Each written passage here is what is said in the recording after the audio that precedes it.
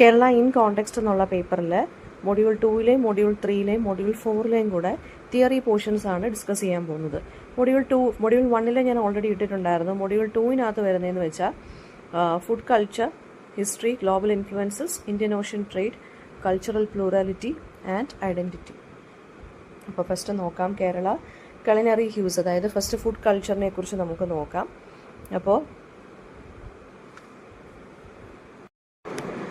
അപ്പോൾ കേരളത്തിൻ്റെ ക്വിസീൻ എന്ന് പറയുന്നത് അതിൻ്റെ ജോഗ്രഫിയുമായിട്ട് വളരെയധികം ഡീപ്ലി കണക്റ്റഡ് ആണ്.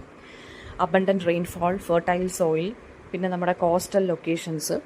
അപ്പോൾ ഇതെല്ലാം നമ്മുടെ ക്വിസീനിൽ കുറച്ച് കോൺട്രിബ്യൂഷൻസ് നൽകിയിട്ടുണ്ട് ഒരുപാട്. അപ്പോൾ റൈസാണ് നമ്മുടെ ഇവിടുത്തെ സ്റ്റേപ്പിൾ ഡയറ്റ് എന്ന് പറയുന്നത്. കോക്കനട്ടും സീ ഫുഡും സ്പൈസസും എല്ലാം ഉണ്ട്. ഹിസ്റ്റോറിക്കൽ ട്രേഡ് നമ്മൾ നടത്തിയിരുന്നത് അറബ്സ്, ചൈനീസ് ആൻഡ് യൂറോപ്യൻസുമായിട്ടായിരുന്നു. ഇവരെല്ലാം പുതിയ ഇൻഗ്രീഡിയൻസും ടേസ്റ്റും നമ്മുടെ ക്വിസൈനിലോട്ട് ആഡ് ചെയ്തു. സിറിയൻ, ക്രിസ്ത്യൻ അല്ലെങ്കിൽ മുസ്ലിം, ഹിന്ദു കമ്മ്യൂണിറ്റീസൊക്കെ അവരവരുടെ ക്വിസീൻസ് എല്ലാം ഡെവലപ്പ് ചെയ്തു. ഡിഫറെൻ്റ് ആയിട്ടുള്ള ബനാന, ടെപ്പിയോക്ക ആൻഡ് ജാക്ക് ഫ്രൂട്ട് എന്ന് പറയുന്നത് റീജിയണൽ സ്റ്റേപ്പിൾസ് ആയിട്ട് മാറി. കോക്കനട്ട് ആയിരുന്നു നമ്മുടെ സെൻട്രൽ ആയിട്ടുള്ള ഇതെന്ന് പറയുന്നത്. ഓയിലിലും മിൽക്കിലും കോക്കനട്ട് മിൽക്ക്, പിന്നെ അതിൻ്റെ കോക്കനട്ട് ഫ്ലഷ് ഒക്കെ ഉണ്ടല്ലോ, എല്ലാം ഓൾമോസ്റ്റ് എവറി ഡിഷിനകത്ത് നമ്മൾ ചേർത്തിരുന്നു. പിന്നെ സദ്യ എന്നുള്ളതാണ് നമ്മുടെ ട്രഡീഷണൽ വെജിറ്റേറിയൻ ഫീസ്റ്റ് എന്ന് പറയുന്നത്, which is served on banana leaves. Coastal communities rich sea food traditions develop ചെയ്തു, അതായത് സാർഡീനും പ്രോണും മസൽസ് ഒക്കെ വെച്ചിട്ട്. ആൻഡ് ഓൾസോ മാപ്പിള കമ്മ്യൂണിറ്റിയിൽ നിന്ന് നമുക്ക് ബിരിയാണി കിട്ടി. ആൻഡ് ഓൾസോ പത്തിരി ഉണ്ടായിരുന്നു. അറബ് ആൻഡ് പേർഷ്യൻ ഇൻഫ്ലുവൻസിൽ നിന്നാണ് പത്തിരിയും ബിരിയാണിയൊക്കെ വന്നത്. പോർച്ചുഗീസുകാരാണ് ടപ്പിയോക്കയും ചില്ലീസും ബ്രെഡും ഇവിടെ ഇൻട്രൊഡ്യൂസ് ചെയ്തത്. ജൂയിഷ് സെറ്റിലേഴ്സാണ് ബ്രെഡ് ആൻഡ് സ്പൈസ്ഡ് ഫിഷ് ഇവിടെ കൊണ്ടുവന്നത്. ആയുർവേദ എന്ന് പറയുന്നത് നമ്മുടെ ഡയറ്ററി പാറ്റേൺസിനെ ഇൻഫ്ലുവൻസ് ചെയ്തു, അതായത് ഫുഡിനെ മെഡിസിൻ ആയിട്ടാണ് അവർ കൺസിഡർ ചെയ്തത്. Seasonal festivals like Onam and Vishu എന്ന് പറയുന്നത്, നമുക്ക് ഓണമാണെന്നുണ്ടെങ്കിൽ ഓണസദ്യ അല്ലേ, വിഷുവിനാണെന്നുണ്ടെങ്കിൽ നമ്മൾ ആ ഒരു സദ്യ പോലെയല്ലേ നമ്മൾ ഉണ്ടാക്കുന്നത്. അപ്പോൾ culinary abundance നമുക്ക് ഈ ഒരു രണ്ട് സീസണൽ ഫെസ്റ്റിവൽസിലും കാണാൻ സാധിക്കുന്നുണ്ട്.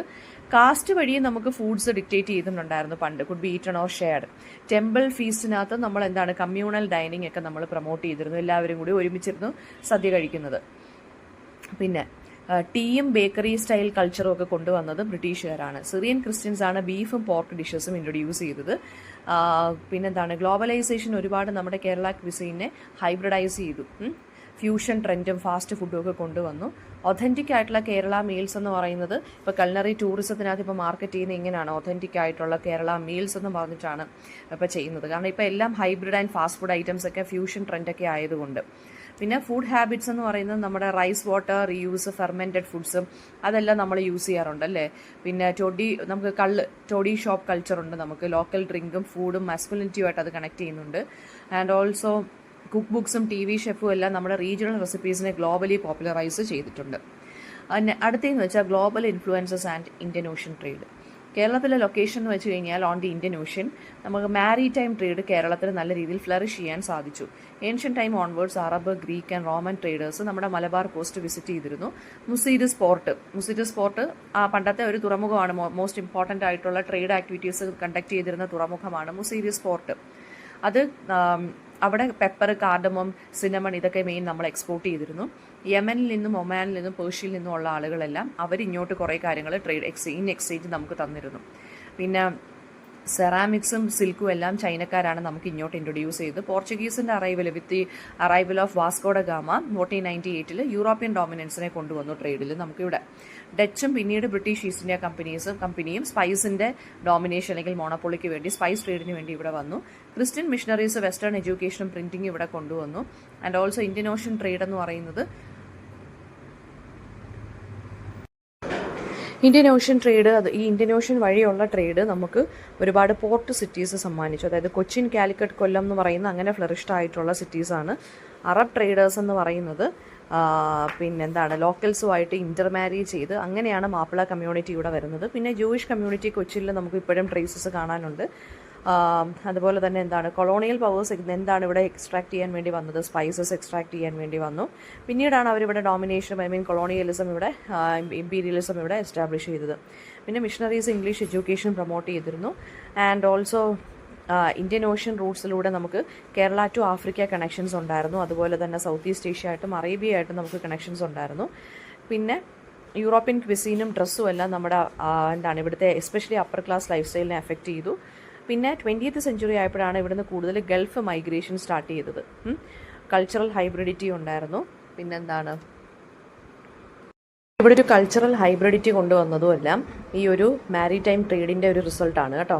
പിന്നെ നമ്മുടെ ലാംഗ്വേജിനെയും നമ്മുടെ കൾച്ചറിനെയും അതുപോലെ തന്നെ നമ്മളെ ഒരു ഔട്ട്വേർഡ് ലുക്കിംഗ് സൊസൈറ്റി അല്ലെങ്കിൽ പ്ലൂറലിസ്റ്റിക് സൊസൈറ്റി ആക്കി മാറ്റിയതും ഈ ട്രേഡിൻ്റെ റിസൾട്ട് കൊണ്ടാണ്. നെക്സ്റ്റ് വൺ എന്ന് പറയുന്നത് കൾച്ചറൽ പ്ലൂറാലിറ്റി ആൻഡ് ഐഡൻറ്റിറ്റി. അപ്പം അതിനെക്കുറിച്ച് ചോദിക്കുമ്പോഴും എന്താണ്, ഹിന്ദു, മുസ്ലിം, ക്രിസ്ത്യൻ, ജൂയിഷ് ട്രഡീഷൻസ് ഒക്കെ കേരളത്തിൽ കോഎക്സിസ്റ്റ് ചെയ്യുന്നുണ്ട്. ആൻഡ് റിലീജിയസ് ഹാർമണി ഉണ്ട്. നമ്മളത് ഫെസ്റ്റിവൽസിലും റിച്വൽസിലും എല്ലാം സെലിബ്രേറ്റ് ചെയ്യുന്നുണ്ട്.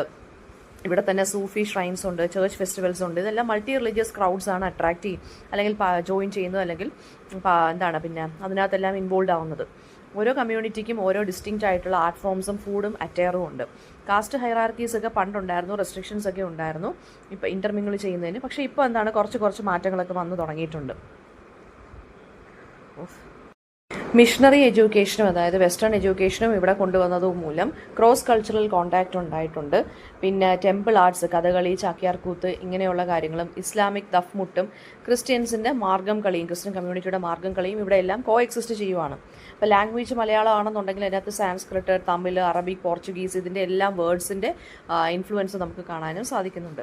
ഇപ്പോൾ കേരളത്തിൻ്റെ ആർക്കിടെക്ചറിലാണെങ്കിൽ പോലും ഈ പ്ലൂറാലിറ്റി വിസിബിളാണ്. മോസ്കിൻ്റെയും ചേർച്ചസിൻ്റെയും ടെമ്പിൾസിൻ്റെ എല്ലാം ചിലതിനകത്തൊക്കെ ഡിസൈനിനകത്ത് കുറച്ച് നമുക്ക് ഷെയർ ചെയ്യുന്ന കോമൺ എലമെൻറ്റ്സ് ഒക്കെ വരുന്നുണ്ട്. പിന്നെ സോഷ്യൽ റിഫോമേഴ്സ് ആയിട്ടുള്ള ശ്രീനാരായണ ഗുരുവാണ് യൂണിറ്റി ബിയോണ്ട് കാസ്റ്റ് നമ്മളെ പഠിപ്പിച്ചത് അല്ലെങ്കിൽ പ്രീച്ച് ചെയ്തത്. ആൻഡ് ഓൾസോ എന്താണ്, സിനിമയും ലിറ്ററേച്ചറും ഈ ഡൈവേഴ്സിറ്റിയെ സെലിബ്രേറ്റ് ചെയ്തതാണ്. ആൻഡ് മൈഗ്രേഷൻ എന്ന് പറഞ്ഞാൽ ഇൻ്റർ കൾച്ചറൽ മാരേജസ് വന്നു, ഹൈബ്രിഡ് കസ്റ്റംസ് വന്നു. ആൻഡ് ക്വിസീനിലും ഡ്രസ്സിലും ഫെസ്റ്റിവൽസിലും എല്ലാം ഇത് ബ്ലെൻഡഡ് ആയിട്ടുള്ള ട്രഡീഷൻസ് വരാൻ തുടങ്ങി. ആൻഡ് എഡ്യൂക്കേഷനിലാണെന്നുണ്ടെങ്കിലും ലാൻഡ് റിഫോംസിലാണെന്നുണ്ടെങ്കിലും കമ്മ്യൂണിറ്റീസ് എല്ലാം ഒരുപാട് നിന്ന് സ്ട്രഗിൾ ചെയ്തിട്ടാണ് അവർക്ക് ആ ഒരു റൈറ്റ്സ് ഒക്കെ കിട്ടിയത്. സോ കേരള എന്ന് പറയുന്ന പ്ലൂറലാണ്, പക്ഷേ യെറ്റ് റീജിയണലി ഗ്രൗണ്ടഡ് ആയിട്ടുള്ളൊരു ഐഡൻറ്റിറ്റിയാണ് കേരളത്തിന് ഉള്ളത്. ഇപ്പോൾ സെക്യുലാരിസം ഉണ്ട് നമുക്ക് അല്ലേ, പ്ലൂറാലിറ്റി ഉണ്ട് നമുക്ക്. ആൻഡ് ലിറ്ററേച്ചറിലാണെന്നുണ്ടെങ്കിൽ പിന്നെ ഈ റൈറ്റേഴ്സ് OV വിജയനും MT വാസുദേവൻ നായരൊക്കെ ഈ പ്ലൂറാലിറ്റി എക്സ്പ്ലോർ ചെയ്ത് എഴുതിയിരുന്ന റൈറ്റേഴ്സാണ്. ഇനി കേരള ആൻഡ് സാർട്ടോറിയൽ ഇൻ്റർവെൻഷൻസ് ആണ്, അതായത് ഡ്രസ്സും പവർ റിലേഷൻസും അങ്ങനെയുള്ള കാര്യങ്ങൾ നമുക്ക് നോക്കാം. ഇപ്പോൾ ഡ്രസ്സ് എന്ന് പറയുന്നത് പണ്ട് കാസ്റ്റ്, ക്ലാസ് ആൻഡ് ജെൻഡർ ഹൈറാർക്കീസുമായിട്ട് ഹിസ്റ്റോറിക്കലി സിംബലൈസ് ചെയ്തിരുന്ന കാര്യങ്ങളാണ്. 19th century lower caste women upper body cover ചെയ്യാൻ വേണ്ടിയുള്ള റൈറ്റ് ഡിനൈ ചെയ്തിരുന്നു. Channar revolt, upper cloth movement ആണ് ചാന്നാർ റിവോൾട്ട് എന്ന് പറയുന്നത്. അങ്ങനെയാണ് പിന്നീട് അപ്പർ ബോഡി കവർ ചെയ്യാനുള്ളൊരു ഇത് കിട്ടിയത്. വെസ്റ്റേൺ മിഷണറീസും ഈ ഡ്രസ് റിഫോമിനെ സപ്പോർട്ട് ചെയ്തിരുന്നു, ഇക്വാളിറ്റിക്കും ഡിഗ്നിറ്റിയും സപ്പോർട്ട് ചെയ്തിരുന്നു അവർ. പിന്നീട് മുണ്ട് നേരിയതെന്ന് പറയുന്നത് സിംബൽസ് ഓഫ് റീജിയണൽ ഐഡൻറ്റിറ്റി ആയിട്ട് മാറി. കൊളോണിയലിസം വന്നതിന് ശേഷമാണ് ഷർട്ടും ജാക്കറ്റും വെസ്റ്റേൺ യൂണിഫോംസും ഒക്കെ ഇൻട്രൊഡ്യൂസ് ചെയ്തത്. ക്ലോതിങ് പിന്നീടൊരു പൊളിറ്റിക്കൽ ടൂൾ ഓഫ് റെസിസ്റ്റൻസ് ആയിട്ട് മാറി. And also temple entry movements ഉണ്ടായിരുന്നു, ഈക്വൽ ഡ്രസ്സ് റൈറ്റ്സ് ഉണ്ടായിരുന്നു. പിന്നെ സ്ത്രീകളുടെ ഓർഗനൈസേഷൻസ് വന്നപ്പോഴത്തേക്കും സ്ത്രീകളുടെ ക്ലോതിങ്ങിന് റെസ്പെക്റ്റബിൾ ആയിട്ടുള്ള ക്ലോതിങ് വേണം എന്ന് പറഞ്ഞ് അവരും ഫൈറ്റ് ചെയ്തു. സാരി പിന്നീട് ഒരു മോഡേൺ മലയാളി വുമൺഹുഡിൻ്റെ സിമ്പിളായിട്ട് മാറി. മെയിൽ എലീറ്റ്സ് ആണെന്നുണ്ടെങ്കിൽ വൈറ്റ് മുണ്ടും ജുബയും ഒക്കെ അവരുടെ സ്റ്റേറ്റസ് മാർക്ക് ചെയ്യാൻ വേണ്ടി യൂസ് ചെയ്തു. സ്കൂൾസിലും ഓഫീസസിലും എല്ലാം യൂണിഫോംസ് കൊണ്ടുവന്നു ആ ഒരു ഡിസിപ്ലിന് വേണ്ടി.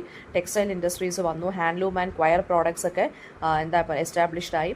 ഡ്രസ്സിങ് സ്റ്റൈൽ പിന്നീട് ഗൾഫ് മൈഗ്രേഷൻ വന്നപ്പോൾ പുതിയ ഫാഷനും പെർഫ്യൂംസും ഓർണമെൻറ്റ്സും ഒക്കെ ആളുകൾ യൂസ് ചെയ്യാൻ തുടങ്ങി. ഒരു എക്കണോമിക് പ്രോസ്പെരിറ്റിയുടെ സിമ്പിളായിട്ട് മാറി ഡ്രസ്സ് എന്ന് പറയുന്നത്. പിന്നെ ഫാഷനും സിനിമയും കൂടി ആയപ്പോൾ 20th സെഞ്ച്വറിയിൽ ബോഡിയുടെ പ്രസൻറ്റേഷൻ മൊത്തത്തിൽ അടിമുടി മാറി. ആൻഡ് ഓൾസോ ദളിത് മൂവ്മെൻറ്റ്സും ഉണ്ടായിരുന്നു. ട്രഡീഷണൽ ആൻഡ് മോഡേൺ ഡ്രസ്സിനെ ധരിക്കണം എന്നുള്ള അതിൻ്റെ കുറേ ഫൈറ്റുകൾ ദളിത് കമ്മ്യൂണിറ്റിയിൽ നിന്നും ഉണ്ടായിരുന്നു. ആൻഡ് പിന്നെ ഫെസ്റ്റിവൽസിലും റിച്വൽസിലുമാണ് ഇപ്പം നമ്മൾ ട്രഡീഷണൽ അറ്റേഴ്സ് നമ്മൾ കീപ്പപ്പ് ചെയ്യാൻ വേണ്ടി ശ്രമിക്കുന്നത് അല്ലേ. പിന്നെ റിലീജിയസ് ഐഡൻറ്റിറ്റിയിലൂടെ നമുക്ക് കാണാൻ സാധിക്കും, അതായത് ഹൈജബ്സ് പിന്നെ വെയർ ചെയ്യുന്നത്, പിന്നെ പർദ, അതുപോലെ തന്നെ ടെമ്പിൾ വെയർ, മറ്റ് കസവ് സാരീസ്, സെറ്റുമുണ്ട്, ഇതൊക്കെ റിലീജിയസ് ഐഡൻറ്റിറ്റിയുമായിട്ടും കണക്റ്റഡ് ആയിട്ടുള്ള കണക്ഷൻസ് ഉണ്ട്. ഇനി അടുത്തതെന്ന് വെച്ചാൽ gender, caste and body choice ആണ്. ബോഡി പൊളിറ്റിക്സ് ഇൻ കേരള എന്ന് പറയുന്ന കാസ്റ്റിലും ജെൻഡർ ഹൈറാർക്കീസിലും റൂട്ടഡ് ആണ്. അപ്പം ഹിസ്റ്റോറിക്കലി കാസ്റ്റ് റൂൾസ് നമ്മൾ നോക്കുകയാണെന്നുണ്ടെങ്കിൽ എന്താണ്, ബോഡി എക്സ്പോസ് ചെയ്യുന്നത് ആരാണെന്നും ബോഡി കവർ ചെയ്യുന്ന ആരൊക്കെയാണെന്നുള്ളതും ഒക്കെ അതിന് പ്രത്യേക റെസ്ട്രിക്ഷൻസും കാര്യങ്ങളും ഒക്കെ ഉണ്ടായിരുന്നു. നമുക്ക് ഒപ്രസ്ഡ് കാസ്റ്റിലുള്ള ആളുകൾക്ക് ഈ ഡ്രസ് റെസ്ട്രിക്ഷൻസ് ഉണ്ടായിരുന്നു. ഞാൻ പറഞ്ഞല്ലോ, ആ സ്ത്രീകൾക്ക് അപ്പർ ബോഡി കവർ ചെയ്യാനുള്ളൊരു റൈറ്റ് ഇല്ലായിരുന്നു.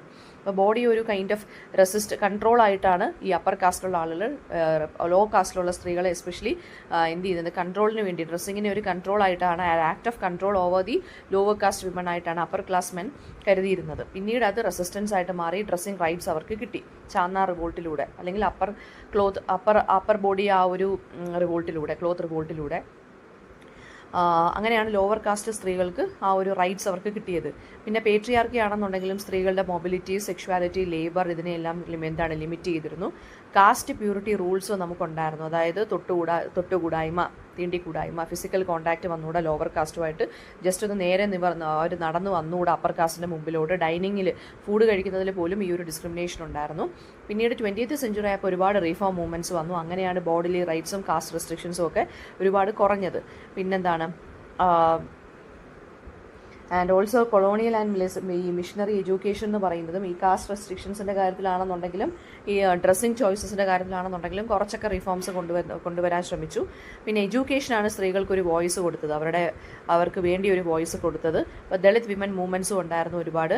പിന്നെ മെയിൽ ബോഡീസും കാസ്റ്റിൻ്റെയും ക്ലാസ് കോഡ്സിൻ്റെയും ഒക്കെ വെച്ചിട്ട് ഡിസിപ്ലിൻഡ് ആയിരുന്നു. ഫിലിമും മീഡിയയും പിന്നീട് എന്താണ്, ബോഡി ടൈപ്പ് വെച്ച് നോക്കുകയാണെന്നുണ്ടെങ്കിൽ ഫെയർ, തിൻ ബോഡീസ്, അതിനൊക്കെ പുതിയ സ്റ്റീരിയോ ടൈപ്സ് ഒക്കെ ക്രിയേറ്റ് ചെയ്തു അല്ലേ. പിന്നെ ട്രാൻസ് ആൻഡ് ക്യൂർ ബോഡീസും നമ്മുടെ ഇപ്പോഴത്തെ സോഷ്യൽ ഓർഡറിനെ ഒരു ചലഞ്ച് ചെയ്യുന്ന രീതിയിൽ അവരും വന്നു. And also Ayurveda and yoga എന്ന് പറയുന്നത് ഹെൽത്ത് ആൻഡ് പ്യൂരിറ്റി ഇൻഫ്ലുവൻസ് ചെയ്യുന്ന ഇതായിട്ട് മാറി. പിന്നെ പ്ലാസ്റ്റിക് സർജറി ട്രെൻഡ് വന്നു. ഒരു ബ്യൂട്ടി കൾച്ചർ തന്നെ നമുക്ക് K-pop അല്ലെങ്കിൽ കൊറിയൻ ഇതിൻ്റെ ഇൻഫ്ലുവൻസ് കൊണ്ട് അതും വന്നു. കൊറിയൻ ഡ്രാമാസിൻ്റെ ഇൻഫ്ലുവൻസ് കൊണ്ട് ബ്യൂട്ടി കൾച്ചർ തന്നെ മാറുന്നുണ്ട്. ക്ലോത്തിങ് ചോയ്സസ് എന്ന് പറയുന്നത് ഇപ്പോൾ ഫെമിനിസ്റ്റ് അങ്ങനെ നമുക്ക് ആ ഫീമെയിൽ അങ്ങനെ മെയിൽ എന്നുള്ള ഡിസ്റ്റിങ്ഷൻസ് വരുത്താൻ പറ്റില്ല. ക്ലോത്തിങ് ചോയ്സസ് ഒക്കെ വളരെ ഹൈബ്രിഡ് ആയിട്ട് മാറിക്കൊണ്ടിരിക്കുകയാണ്. അപ്പോൾ ബോഡി എന്ന് പറയുന്നത് പൊളിറ്റിക്കലാണ്, എന്ന് വെച്ചാൽ ഒരു സിമ്പിൾ ഓഫ് ഫ്രീഡം അല്ലെങ്കിൽ ഒപ്രഷൻ. ഇതെല്ലാം നമുക്ക് ലിറ്ററേച്ചറിലും ആർട്ടിലും ഡാൻസിലും എല്ലാം നമുക്ക് ഈ ഒരു ബോഡി സ്പേസിൻ്റെ ആ ഒരു ഇത് നമുക്ക് കാണാൻ സാധിക്കും. അടുത്ത കേരള ആൻഡ് ന്യൂ സെൻസിബിലിറ്റീസ് ആണ്. അപ്പോൾ ഇപ്പോഴത്തെ ട്രെൻഡുകൾ എന്തൊക്കെയാണെന്നുള്ളതാണ്. പോസ്റ്റ് 1950s ശേഷമാണ് ഒരു കൈൻഡ് ഓഫ് കോൺഷ്യസ്നെസ് വന്നത്, ഈ ഒരു പുതിയ സെൻസിബിലിറ്റീസ് എല്ലാം വന്നത്. ലാൻഡ് റിഫോംസ് വന്നു, എഡ്യൂക്കേഷൻ വന്നു, അത് അവയർനെസ് ക്രിയേറ്റ് ചെയ്തു. ലിറ്ററേച്ചറിലാണെന്നുണ്ടെങ്കിൽ ആളുകളുടെ സ്ട്രഗിൾസിനെ കുറിച്ച് റിയലിസ്റ്റിക്കലായിട്ടുള്ള ലിറ്ററേച്ചർ വരാൻ തുടങ്ങി. സിനിമ എന്ന് പറയുന്നത് പ്രോഗ്രസീവ് ഐഡിയാസിനെ കാണിച്ചു. പോയട്രിയിലൂടെയും തിയേറ്ററിലൂടെയും നോവൽസിലൂടെയും സോഷ്യൽ ക്രിറ്റിസിസം, അതായത് KPSCയുടെ ഒക്കെ വരവോടുകൂടി, KPSC നാടകങ്ങളൊക്കെ വന്നതോടുകൂടി ഫാമേഴ്സിൻ്റെ ലൈഫ് അല്ലെങ്കിൽ മാർജിനലൈസ്ഡ് സെക്ഷൻസ് ഓഫ് ദ സൊസൈറ്റിയിലെ ലൈഫിനെ കുറിച്ചൊക്കെ അവർ സംസാരിക്കാൻ തുടങ്ങി. വിമൻ റൈറ്റേഴ്സ് എന്ന് പറയുന്നത് സ്ത്രീകൾ അനുഭവിക്കുന്ന ഡൊമസ്റ്റിക് ഓപ്പറേഷനെ കുറിച്ചും ഫ്രീഡത്തിനെ കുറിച്ചും സംസാരിച്ചു. അതുപോലെ തന്നെ ദളിത് ആൻഡ് ആദിവാസി ലിറ്ററേച്ചർ വന്നു. പിന്നെന്താണ്, ലിറ്ററസി മൂവ്മെൻറ്റ് എന്ന് പറയുന്നത് ക്രിട്ടിക്കൽ റീഡിങ്ങിനെ എൻകറേജ് ചെയ്തു. സെക്യുലാരിസം, റാഷണാലിസം ഇതൊക്കെ സോഷ്യൽ എത്തിക്സിൻ്റെ ഭാഗമായി. പിന്നെന്താണ്, എഡ്യൂക്കേഷൻ കുറച്ചും കൂടി സയൻറ്റിഫിക് ടെമ്പറിന് ഫോസ്റ്റർ ചെയ്തു. എൻവയോൺമെൻറ്റൽ ആൻഡ് ഫെമിനിസ്റ്റ് മൂവ്മെൻറ്റ്സ് ഉണ്ടായിരുന്നു. ജേർണലിസം ആൻഡ് പബ്ലിക് ഡിബേറ്റ്സ് എന്ന് പറയുന്നത് ഒരു ഡെമോക്രാറ്റിക് സെൻസിബിലിറ്റി ആളുകളുടെ മൈൻഡിൽ കൊണ്ടുവന്നു. ആൻഡ് ആർട്ടിസ്റ്റിക് മോഡേണിസം, അതായത് traditional plus new ideas mix ചെയ്തുകൊണ്ട് ലിറ്ററേച്ചറിലും ഫിലിമിലും ഒക്കെ ഒരുപാട് കാര്യങ്ങൾ നമ്മൾ കണ്ടിട്ടുണ്ട്. OV വിജയൻ, കമലാദാസ് ഇവരൊക്കെ ന്യൂ കോൺഷ്യസ്നസിൻ്റെ ആളുകളാണ് ലിറ്ററേച്ചർ ഫീൽഡിൽ. പിന്നെ അടൂർ ഗോപാലകൃഷ്ണൻ എന്ന് പറയുന്ന മോറൽ ആംബിഗ്വിറ്റി, ഏലിനേഷൻ, ലോൺലിനെസ് ഇതൊക്കെ ഫിലിംസിനകത്ത് എക്സ്പ്ലോർ ചെയ്തു. തിയേറ്റർ ആണെന്നുണ്ടെങ്കിൽ സോഷ്യൽ സറ്റയറും റിയലിസവും, അതായത് KN പണിക്കർ, കാവാലം നാരായണ പണിക്കരൊക്കെ സോഷ്യൽ സറ്റയറും റിയലിസവും കൊണ്ടുവന്നു നാടകങ്ങളിലും. യൂത്ത് മൂവ്മെൻറ്റ് 1960s 70s തൊട്ട് എക്സ്പാൻഡ് ചെയ്യാൻ തുടങ്ങി. പിന്നീട് ജെൻഡർ, പേട്രിയാർക്കൽ ഫാമിലി സിസ്റ്റംസ് ഒക്കെ എല്ലാവരും ക്വസ്റ്റ്യൻ ചെയ്യാൻ തുടങ്ങി. അപ്പോൾ ഡിജിറ്റൽ മീഡിയ കുറച്ചും കൂടി സെൻസിബിലിറ്റീസ് ഒക്കെ കൊണ്ടുവരുന്നുണ്ട്, റെവല്യൂഷനൈസ് ആയിട്ടുള്ള സെൻസിബിലിറ്റീസ് കൊണ്ടുവരുന്നുണ്ട്. ഇനി അടുത്ത് നോക്കാൻ പോകുന്നത് വേൾഡ് ക്ലാസിക്സ് ഇൻ ട്രാൻസ്ലേഷൻ എന്നുള്ള ടോപ്പിക്കാണ്. അപ്പോൾ ട്രാൻസ്ലേഷൻസ് എന്ന് വെച്ചാൽ ഗ്ലോബൽ, നമ്മുടെ വെളിയിലുള്ള ലിറ്ററേച്ചറിനെ ഇവിടെയുള്ള ലിറ്ററേച്ചറിനെ വെളിയിലും കൊണ്ടുവരാൻ സാധിച്ചു. ഏർലി ട്രാൻസ്ലേഷൻസ് എന്ന് വെച്ചാൽ ഈ മിഷണറീസ് ഇവിടെ ഇംഗ്ലീഷ് എഡ്യൂക്കേഷൻ സ്പ്രെഡ് ചെയ്യാനും ക്രിസ്ത്യാനിറ്റി സ്പ്രെഡ് ചെയ്യാനും വന്നപ്പോൾ പ്രിൻറ്റിംഗ് പ്രസ്സൊക്കെ ഇവിടെ കൊണ്ടുവന്നു. Introduction of the printing presses ആണ് ഏർലി ട്രാൻസ്ലേഷൻസ് വഴിയൊരുക്കിയത്. ബൈബിളായിരുന്നു first major text to be translated into Malayalam. പിന്നെ ഷേക്സ്പിയറിൻ്റെയും ഹോമറിൻ്റെയും വർക്ക്സ് ഒക്കെ മലയാളത്തിലോട്ട് ട്രാൻസ്ലേറ്റ് ചെയ്തു. അതുപോലെ തന്നെ നമ്മുടെ ഈ ട്രാൻസ്ലേഷൻസ് ആണ് മലയാളം വൊക്കാബുലറിയെയും ലിറ്റററി സ്റ്റൈലിനെയൊക്കെ മാറ്റിമറിച്ചത്. And also modern novel and drama ഫോംസിലേക്ക് ഇത് ഇൻസ്പയർ ചെയ്തു മലയാളത്തിൽ. വേൾഡ് ക്ലാസിക്സ് ട്രാൻസ്ലേറ്റ് ചെയ്തപ്പോൾ കേരളത്തിലെ ഇൻ്റലക്ച്വൽസ് ഇത് ഗ്ലോബൽ ഐഡിയാസുമായിട്ട് കണക്ട് ചെയ്ത് എഴുതാനും ഡിസ്കസ് ചെയ്യാനും ഒക്കെ തുടങ്ങി. ടാഗോറിൻ്റെ വർക്ക്സ്, കാറൽ മാർക്സിൻ്റെ വർക്ക്സ് ഒക്കെ ഇവിടെയും വരാൻ തുടങ്ങി. Soviet literature 1960s and 70s പോപ്പുലറായി. പബ്ലിക് ലൈബ്രറീസ് വരാൻ തുടങ്ങി. മലയാളം റൈറ്റേഴ്സ് ഗ്ലോബൽ ക്ലാസിക്സിനെ റീഇൻ്റർപ്രറ്റ് ചെയ്ത് ഇവിടെ ട്രാൻസ്ലേഷൻ വർക്ക്സ് നടത്താൻ തുടങ്ങിയിട്ടുണ്ടായിരുന്നു. പിന്നെന്താണ് ഈസ്റ്റിനെയും വെസ്റ്റിനെയും ട്രഡീഷനെയും മോഡേണിറ്റിയൊക്കെ ബ്ലെൻഡ് ചെയ്തുകൊണ്ടുള്ള ട്രാൻസ്ലേഷൻസ് ഹെൽപ്പ് ചെയ്തു. ടോൾസ്റ്റോയെ കുറിച്ചുമൊക്കെ ഇവിടെ ഉള്ളവർക്ക് വായിക്കാൻ സാധിച്ചു അല്ലേ ട്രാൻസ്ലേഷൻസിലൂടെ. ആൻഡ് സാഹിത്യ അക്കാഡമി പോലെയുള്ള ഓർഗനൈസേഷൻസൊക്കെ ഈ ഒരു ട്രാൻസ്ലേഷൻ പ്രോജക്റ്റിനെ സപ്പോർട്ട് ചെയ്തു. ഗവൺമെൻറ് പബ്ലിഷിംഗ് ഹൗസസ് ഒക്കെ പ്രൊമോട്ട് ചെയ്തു മലയാളം ലിറ്ററേച്ചറിന് വേണ്ടി. ട്രാൻസ്ലേഷൻസ് തിയേറ്റർ ആൻഡ് റേഡിയോ ഡ്രാമയിലെയും ഷേപ്പ് ചെയ്തിട്ടുണ്ട്. ഓക്കെ, നെക്സ്റ്റ് റീഡിംഗ് പബ്ലിക്കാണ്. കേരളത്തിലാണ് one of the highest literacy rates in India എന്ന് പറയുന്നത്. റീഡിംഗ് ഹാബിറ്റ് ഇവിടെ നല്ല രീതിയിൽ ഡീപ്ലി എംബഡഡ് ആണ്. പബ്ലിക് ലൈബ്രറീസും റീഡിംഗ് റൂംസും ഒക്കെ എന്ന് വെച്ച് കഴിഞ്ഞാൽ ഒരു കൾച്ചറൽ ഹബ്സ് ആയിട്ട് മാറിയിട്ടുണ്ട്. ന്യൂസ് പേപ്പേഴ്സ് സർക്കുലേറ്റ് ചെയ്യുന്നുണ്ട് വേരിയസ് എല്ലായിടത്തും വൈഡായിട്ട് സർക്കുലേറ്റ് ചെയ്യുന്നുണ്ട്. മാഗസീൻസ് ഉണ്ട്, അതിനകത്ത് സീരിയലൈസ്ഡ് നോവൽസും എസ്സേസും ഉണ്ട്. പ്രിൻറ്റ് കൾച്ചർ വന്നു. മിഷണറീസ് പ്രിൻറ്റിംഗ് പ്രസ് ഇൻട്രൊഡ്യൂസ് ചെയ്തപ്പോൾ എഡ്യൂക്കേഷൻ റിഫോംസ് ഉണ്ടായിരുന്നു. പിന്നെ ലൈബ്രറി മൂവ്മെൻ്റ് ഉണ്ട്, അത് വില്ലേജസിലും എല്ലാം ബുക്സിൻ്റെ ആ ഒരു ഇമ്പോർട്ടൻസ് സ്പ്രെഡ് ചെയ്തു. പൊളിറ്റിക്കൽ അവയർനെസ്സും റീഡിങ്ങിലൂടെ എല്ലാവർക്കും കിട്ടി. വിമൻസ് ജേർണൽസ് ഫീമെയിൽ ലിറ്ററസി റേറ്റിനെയൊക്കെ എംപവർ ചെയ്തു. ആൻഡ് ഓൾസോ മറ്റേ DC ബുക്സ് അല്ലെങ്കിൽ കേരള സാഹിത്യ അക്കാഡമി ഈവൻറ്റ്സ് ഒക്കെ ബുക്ക് ഫെയർസിനെയൊക്കെ എന്ത് ചെയ്തു, എക്സ്പ്ലോർ ചെയ്യാൻ സഹായിച്ചു. പീരിയോഡിക്കൽസ് വരാൻ തുടങ്ങി. പ്രിൻറ്റ് കൾച്ചർ അല്ലെങ്കിൽ news papers, fiction, poetry, literary criticism, reviews, translations, ഇതെല്ലാം ശരിക്കും പറഞ്ഞാൽ മലയാളത്തിൻ്റെ അതല്ലെങ്കിൽ എഡ്യൂക്കേറ്റഡ് മലയാളിയെ ആ ഒരു ഐഡൻറ്റിറ്റിയുടെ ഭാഗമായിട്ട് തന്നെ മാറി. ഇപ്പോൾ ഡിജിറ്റൽ റീഡിങ്ങും ഉണ്ട്. നെക്സ്റ്റ് വരുന്നത് മോഡേണിറ്റി ഇൻ കേരള എന്നുള്ള ടോപ്പിക്കാണ്. മോഡേണിറ്റി ഇൻ കേരള എന്ന് പറയുമ്പോൾ കോളോണിയൽ കോണ്ടാക്റ്റിലൂടെയും റിഫോംസിലൂടെയൊക്കെയാണ് മോഡേണിസം കേരളത്തിലോട്ട് വന്നത്. മിഷണറി എഡ്യൂക്കേഷൻ പുതിയ നോളജ് സിസ്റ്റംസ് ഇൻട്രൊഡ്യൂസ് ചെയ്തു. പ്രിൻറ്റിംഗ് ആൻഡ് ജേർണലിസം വലിയൊരു മാറ്റത്തിന് തുടക്കം കുറിച്ചു. കാസ്റ്റ് റെസ്ട്രിക്ഷൻസ് ഒക്കെ മാറ്റാൻ വേണ്ടി ഒരുപാട് റിഫോം മൂവ്മെൻറ്റ്സ് കൊണ്ടുവന്നു. ഇൻഡസ്ട്രിയൽ ആൻഡ് പ്ലാന്റേഷൻ എക്കോണമീസ് വന്നപ്പോൾ തന്നെ ട്രഡീഷണൽ ആയിട്ടുള്ള ലൈഫ് സ്റ്റൈലിനൊക്കെ മാറ്റം വന്നു. ഇംഗ്ലീഷ് എഡ്യൂക്കേഷൻ ഒരുപാട് ഓപ്പർച്യൂണിറ്റീസ് ഓപ്പൺ അപ്പ് ചെയ്തു. വെസ്റ്റേൺ മെഡിസിനും സയൻസും എല്ലാം പിന്നെ ഇവിടെ ഇൻഫ്ലുവൻസ് ചെലുത്തി. വിമൻസ് മൂവ്മെൻറ്റ് വന്നു. കാസ്റ്റ് ബേസ്ഡ് അതോറിറ്റിയൊക്കെ റീപ്ലേസ് ചെയ്തിട്ട് സെക്യുലർ ഗവർണൻസ് വന്നു. അർബനൈസേഷൻ പുതിയ ന്യൂസ് ലൈഫ് സ്റ്റൈലും കൺസംഷൻ പാറ്റേണും കൊണ്ടുവന്നു. മോഡേൺ രീതിയിലുള്ള ഫാഷൻ ആൻഡ് ആർക്കിടെക്ചർ വന്നു. സിനിമയ്ക്കകത്താണെന്നുണ്ടെങ്കിലും ഈ ഒരു അർബൻ മോഡേണിസം നമുക്ക് കാണാൻ സാധിച്ചു. ഫാമിലി സിസ്റ്റം എന്ന് വെച്ചാൽ ജോയിൻറ്റ് ഫാമിലിയിൽ നിന്ന് ന്യൂക്ലിയർ ഫാമിലിയിലോട്ട് മാറി. ആൻഡ് ഓൾസോ മോഡേണിറ്റി വളരെ ഹൈബ്രിഡ് ആയിരുന്നു. റാഷണലിസം എന്ന് പറയുന്നത് replace superstitions in public life. Environmental and human right issues വന്നു. പിന്നെ റൈറ്റേഴ്സും ആർട്ടിസ്റ്റും എല്ലാം ഈ ഒരു പ്രോഗ്രസിനെ കുറിച്ച് സംസാരിക്കാൻ തുടങ്ങി. നെക്സ്റ്റ് വരുന്നത് new sensibility in literature and സൊസൈറ്റിയാണ്. ന്യൂ സെൻസിബിലിറ്റി എന്ന് പറയുന്നത് പോസ്റ്റ് ഇൻഡിപെൻഡൻസ് കേരള കൾച്ചറിൽ എമേർജ്ഡ് ആയിട്ടുള്ളൊരു ടേമാണ്. ന്യൂ അവയർനെസ്, ക്രിട്ടിക്കൽ തോട്ട് അല്ലെങ്കിൽ ഇമോഷണൽ ഡെപ്തിനെ അത് കാണിക്കുന്നു. ലിറ്ററേച്ചർ കുറച്ചും കൂടി ഇൻട്രോസ്പെക്റ്റീവായിട്ട് മാറി. ആൻഡ് പോയട്രി എന്ന് പറയുന്നത് റൊമാൻറ്റിസിസത്തിൽ നിന്ന് റിയലിസത്തിലോട്ട് പോയി. റൈറ്റേഴ്സ് കുറച്ചും കൂടി സൈക്കോളജിക്കൽ തീംസും ലോൺലിനെസ്സിനെ കുറിച്ചൊക്കെ എക്സ്പ്ലോർ ചെയ്ത് എഴുതാൻ തുടങ്ങി. ഫെമിനിസ്റ്റ് ദളിത് റൈറ്റേഴ്സൊക്കെ വരാൻ തുടങ്ങി. അതുപോലെ തന്നെ സിനിമ, തിയേറ്റർ, ആർട്ടിലൊക്കെ ഈ ഒരു മോഡേൺ കോൺഷ്യസ്നെസ് റിഫ്ലക്റ്റ് ചെയ്തു. മോഡേൺ മലയാളം പോയട്രി അയ്യപ്പ പണിക്കർ, സുഗതകുമാരിയൊക്കെ പഴയ രീതിയിലുള്ള റൈറ്റിംഗ് സ്റ്റൈലൊക്കെ മാറ്റി പുതിയ തീംസൊക്കെ കൊണ്ടുവന്നു. അർബൻ ലൈഫിനെ കുറിച്ചും സോഷ്യൽ ചേഞ്ചിനെ കുറിച്ചും ഒക്കെ നോവൽസിനകത്ത് വരാൻ തുടങ്ങി. 1960s ആയപ്പോഴത്തേക്കും ഫെയ്ത്തിനെ, അതോറിറ്റിയൊക്കെ എല്ലാവരും ക്വസ്റ്റ്യൻ ചെയ്തു. മാഗസീൻസ് ഒരു ലിറ്റററി എക്സ്പെരിമെൻറ്റേഷൻ്റെ ഭാഗമായിട്ട് മാറി. കേരളത്തിലെ ഹൈ ലിറ്ററസി റേറ്റ് എന്ന് പറയുന്നത് കേരളത്തിലെ ഹൈ ലിറ്ററസി റേറ്റും ഇതിന് വഴിയൊരുക്കിയിട്ടുണ്ട്. ദളിത് ലിറ്ററേച്ചർ എന്ന് പറയുന്നതൊക്കെ പിന്നെ സിനിമയിൽ നമുക്ക് ദളിത് മൂവ്മെൻറ്റ്സ് അല്ലെങ്കിൽ ദളിത് ഇഷ്യൂസൊക്കെ സിനിമാസിൽ നമുക്ക് കാണാൻ സാധിച്ചു. ആൻഡ് ഓൾസോ ഈ പുതിയ കൈൻഡ് ഓഫ് സെൻസിബിലിറ്റി ഒരു ക്രിയേറ്റീവ് ഫ്രീഡത്തിനെ സെലിബ്രേറ്റ് ചെയ്യുന്നതായിരുന്നു. അത് എഡ്യൂക്കേഷനിലും മീഡിയയിലും ഒക്കെ കൂടുതൽ കോംപ്ലക്സ് ഐഡിയാസിനെയൊക്കെ നമുക്ക് കൂടുതലായിട്ട് ഡിസ്കസ് ചെയ്യാനും സാധിച്ചു. റൈറ്റേഴ്സ് ആണെന്നുണ്ടെങ്കിലും ട്രൂത്തിനെ കുറിച്ചും റിയലിസ്റ്റിക്കലായിട്ടും ഒക്കെ സൊസൈറ്റിയെക്കുറിച്ച് പോർട്രേ ചെയ്യാൻ തുടങ്ങി. ഇതിപ്പോഴും ഡിജിറ്റൽ ലിറ്ററേച്ചറിൻ്റെ വരവോടുകൂടി ഈ ഒരു ന്യൂ സെൻസിബിലിറ്റി അല്ലെങ്കിൽ ഈ ഒരു ന്യൂനെസ് ഇപ്പോഴും കണ്ടിന്യൂ ചെയ്തുകൊണ്ട് ഇരിക്കുവാണ് കേരളത്തിലെ മോഡേൺ ലിറ്റററി ആൻഡ് എത്തിക്കൽ ഐഡൻറ്റിറ്റിയിൽ.